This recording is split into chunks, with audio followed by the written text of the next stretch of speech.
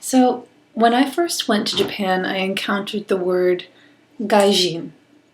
So what Gaijin is it's a shorter version of the word Gaikokujin, which means person from outside the country. And when I was an exchange student, I heard it often, but I never thought that it was directed towards me in a very bad way, rather like a matter-of-fact way, because obviously I'm not Japanese and it makes sense. I was a visitor to Japan at the time. In fact, many people back then and even now will add the honorific san to the end and just refer to me as Gaijin-san, which seems pretty polite.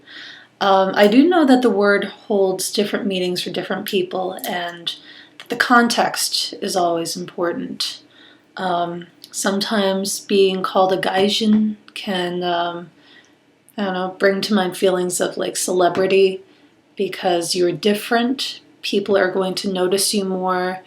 In fact, I think a lot of people in Japan like Gaijin for that fact and will flock to them, make friends, want to practice their English with them. And, you know, being known as a Gaijin can be a good thing.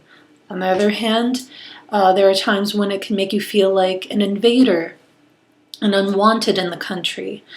There's actually a political activist, well, maybe not political in some senses, but his name is Debito Arudo, and he's had some very bad experiences with the word, and in a context where his family, he married a Japanese woman. They have 2 daughters. One looks more Japanese than the other, and they wanted to go to a hot spring together.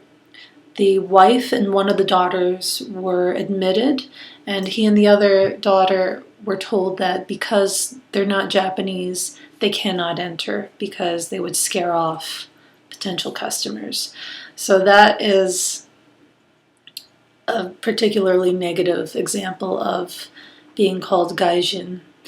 I do want to point out, though, I feel very fortunate that the friends I made in Japan understand that, you know, of course I'm not Japanese, but there's no need to point it out. They know that I'm not from here. They've never really felt the urge to refer to me as gaijin, and I would hope that one day for Japanese people in general would understand the feelings that foreign people have about this word. Lastly, I actually have a funny story about my students because I was teaching English over there at one point. And one summer vacation, some students from my junior high school went on a school trip to America for 3 weeks. And they visited Las Vegas, Los Angeles, Disneyland, and Anaheim. Came back, said that they had the best time. So I asked them, okay guys, so what was one of the most interesting things for you about being in America? And one student said to me, well, sensei, I was so surprised there were so many gaijin around. And I looked at him and I said, you do realize that you being the Japanese person in America makes you the gaijin, right? It's like, and he said to me, no, that's not how it works. They're still gaijin. So that made my head spin, but might give a little bit of context to how people that I encountered understand the word. I do realize that there's all different people in Japan, but that's my experience of gaijin. And thank you for listening.